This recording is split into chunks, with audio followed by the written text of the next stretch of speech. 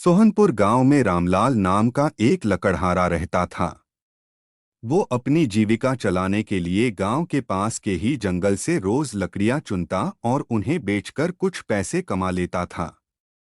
इसी तरह उसका गुजारा चल रहा था। कुछ दिनों के बाद रामलाल की शादी हो गई। उसकी पत्नी बड़ी खर्चीली थी, इसलिए अब उतनी लकड़ियों को बेचकर घर चलाना मुश्किल हो गया था। ऊपर से रामलाल की पत्नी कभी नए कपड़े खरीदने के लिए तो कभी किसी दूसरी चीजों के लिए रामलाल से बार बार पैसे मांगती थी। अगर पैसे न मिलें तो रूठ जाती।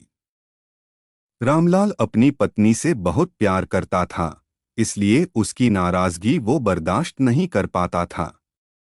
रामलाल ने ठान लिया कि वो अब ज्यादा लकड़ियां इकट्ठा करके बेचेगा, ताकि उसकी पत्नी को रोज रोज पैसों की कमी न हो। पत्नी की इच्छा पूरी करने के लिए आज रामलाल घने जंगल तक चला गया और बहुत सारी लकड़ियां चुनकर बाजार में बेच दीं।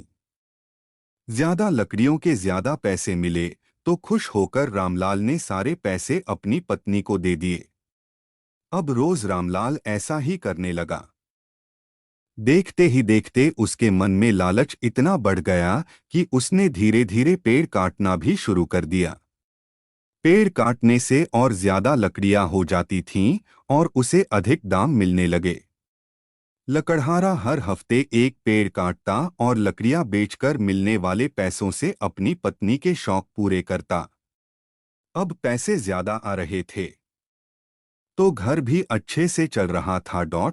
धीरे धीरे रामलाल ने पैसों को जुए में लगाना शुरू कर दिया। जुआ खेलने की लत ऐसी लगी कि रामलाल एक मोटी रकम इसमें हार गया। अब इस रकम को चुकाने के लिए रामलाल ने एक दो मोटे मोटे पेड़ काटने का फैसला लिया।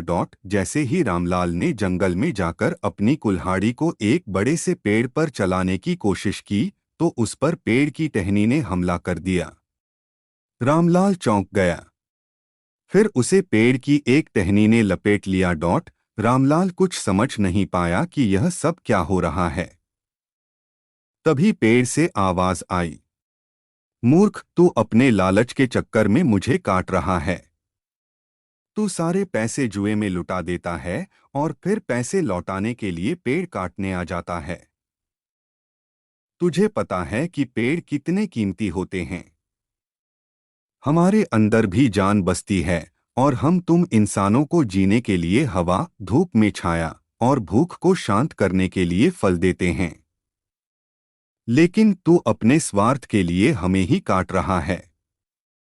पेड़ ने कहा, आज तू रुक, यही कुल्हाड़ी मैं अब तेरे ऊपर चलाऊंगी। पेड़ की टहनी कुल्हाड़ी से रामलाल पर वार करने ही वाली थी कि वह गिड़गिड़ाने लगा। उसने माफी मांगते हुए कहा, मुझसे गलती हुई है, लेकिन मुझे सुधरने का एक मौका दो। अगर आप मुझे मार दोगे तो मेरी पत्नी का क्या होगा?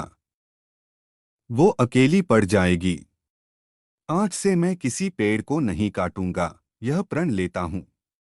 यह सब सुनकर पेड़ को रामलाल के ऊपर दया आ गई। उसने रामलाल को छोड़ दिया।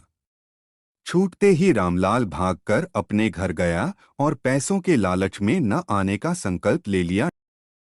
कहानी से सीख, लालच में आकर पर्यावरण के साथ खिलवाड़ नहीं करना चाहिए। हमें ऑक्सीजन पेड़ से ही मिलती है।